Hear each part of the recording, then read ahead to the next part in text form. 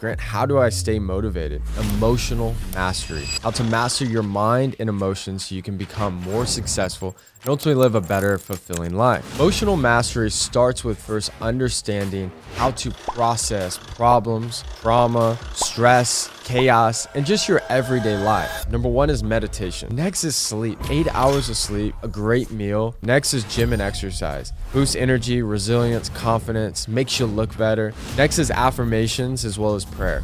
If you want to change your core beliefs. Hey guys, welcome back to the Grant Mitt Podcast, episode number 114. And in this episode, we're going to be talking about emotional mastery. How to master your mind and emotions so you can become more successful and ultimately live a better, fulfilling life. Emotional mastery starts with first understanding how to process problems, trauma, stress, chaos, and just your everyday lives. The first thing to realize is that, one, we're all human. We're having a human experience to everything that we know of consciously for the first time, which means it's okay to experience emotion. It's okay to get sad. It's okay to get stressed. It's okay to have anxiousness. It's okay to be happy. And that it is a lie that you have to be in one constant state 24/7. But I think the biggest issue that people experience, especially entrepreneurs, is you're dealing with a heck of a lot more problems and chaos than the average person. Meaning you're dealing with people quitting. You're dealing with losing your biggest client. You're trying to build a business from scratch and you don't know what the hell to do. That's why you're listening to podcasts like this to get better. But even then, it's so difficult. And the one thing that I used to always say, especially in the first 2 years of being an entrepreneur, I remember I'd call my brother and I'd go, Reagan, I don't even know how the hell anybody does this. How do people even survive? Because that's how difficult it really is. So here's a couple things I want you guys to start running through. And I'm going to ask you a series of simple questions. And we're going to also break down and talk about, how to actually process when you experience things and how to handle it the right way. Okay, so the first thing to ask yourself is, who are you around? So look at like the past week and think about what you've experienced, what happened that was good, what happened that was bad, and what emotions and experiences did you feel? And instead of judging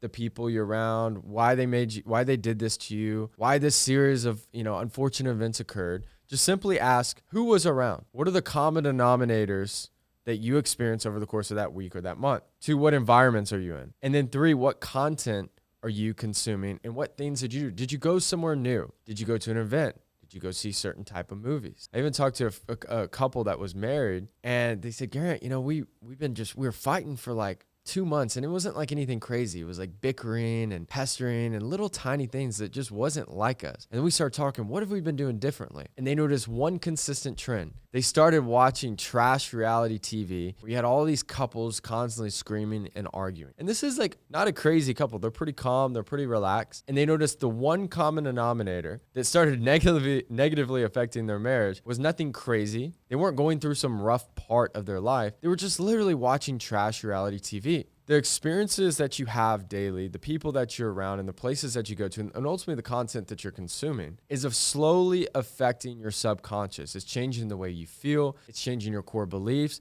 And most importantly, it's changing the perception, the lenses that almost in the glasses of the lens that you see the world. I saw a video earlier. They talked about the colors that we see in the world aren't even actually real. It's just the way that our brain projects colors. It's interesting because different animals such as birds, the color spectrum is much larger for them, meaning their reality and what they see in the world is completely different than what we see. It's like that viral picture of that dress. And they said, what color is this? Is it white and gold or is it blue or whatever it was? And half of the world was screaming at the other half. And they were both right. They were both in a consistent reality. They just perceived that dress as a different color. And that's a lot of how life works. And that's why I'm starting to asking you the question is like, 1, what are the common denominators? And 2 is change the way that you look at emotions to feedback. So instead of going, man, this is tough, I don't deserve this, I shouldn't be in this situation, switch that to, that's an interesting feeling. Like, you are human, so don't judge yourself. Don't lose your mind over it.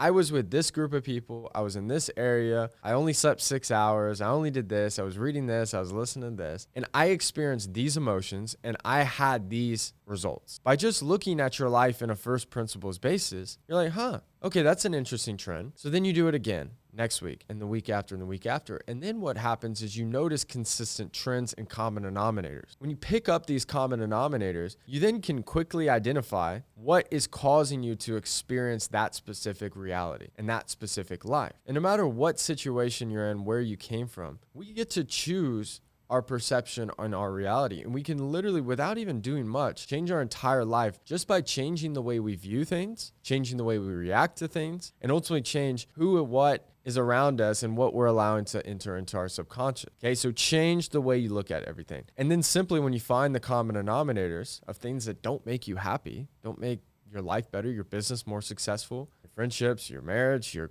whatever it is, your family, happier, pull it, eliminate it from your life as quickly as possible. And then notice the things that make you better, that make you feel a better life experience and have a better perception, and double down on those things. The next thing, and this is this is extremely important if you're leading a group of people, whether that's a company, whether that's a family, a group of friends, right? You have to realize that you cannot pour from an empty glass. And so the biggest thing I'll see in leaders is their whole day, their whole week is about their employees, about their customer, about the problems that they're facing. And that's important, and you need someone to do that. But you cannot do this effectively if you're doing it from an empty glass. So here's a couple simple things that we can implement into our life. Number one is meditation. Meditation is almost essentially pulls you out of the present world. The bills you have, the rent you have due, problem at work, the exciting successes that you had that week. They're in a current present reality, but when you meditate, you pull yourself out of that reality and you open basically the hood of the car. You basically open the subconscious of your brain and slowly reprogram it. You slow it down and you teach it what to perceive and what to believe.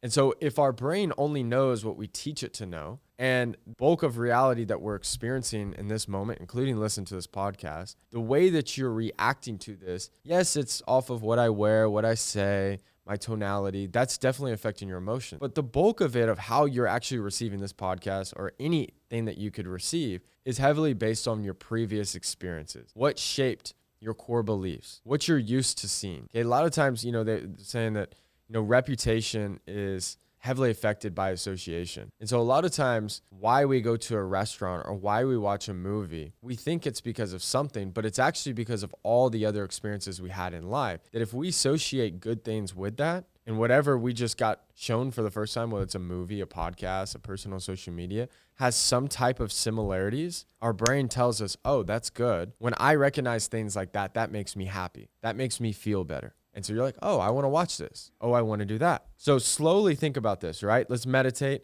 slow everything down and refocus. Next is sleep. Sometimes it's like, I wish I could come up with something better, but 8 hours of sleep, a great meal, and just unwinding for a day will fix most of your life's problems. This causes people to get sick. It causes people to have outbursts, make mistakes, speak the wrong thing, make the wrong decision. Get sleep. Next is gym and exercise. Boosts energy, resilience, confidence, makes you look better. Not to mention that, if you want to hang out with a better crowd, start going to a gym. Join a run club. Be around people who invest in themselves. Next is affirmations as well as prayer.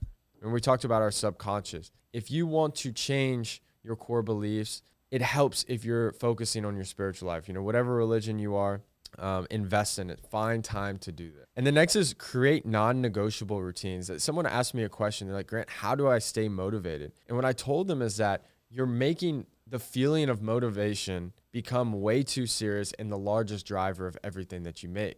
And if you stopped worrying about having to feel motivated just to do something, you wouldn't be controlled by that emotion. Motivation's great. And I think it's great for short-term actions and getting something off the ground, but it's not sustainable. And a lot of times we assume that certain individuals are automatically better just because they're motivated. And I've really seen the opposite. I think people who are too motivated, they get too high, they also get too low. It's harder to control their emotion. And that's where discipline and systems actually, create long-term benefits. Like right now, I'll give you an example. It's Saturday right now at 12:45.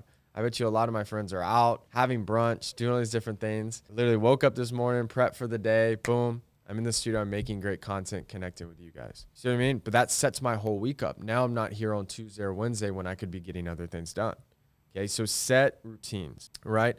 Last is realizing and having the right perspective when you do face problems. The first thing I tell people is when you're starting something new or you're going after a big goal, we all very quickly Think about all of the great things that could happen. The people you're going to meet, the experiences you're going to have, the things you're going to get to do, the feeling of that, the emotion of accomplishing something for the first time. And while we do occasionally, or at least in a small sense, look at the downside, we don't really accept it nor assess it at a high level, at least most of us. Knowing your downsides not only will provide you peace, but it will help you prepare your mind for how to assess and handle those emotions. Think of the first time you watched an unbelievable scary movie or an action movie that had war where people were getting killed. Maybe as a little kid. Do you remember how your body was reacting to it?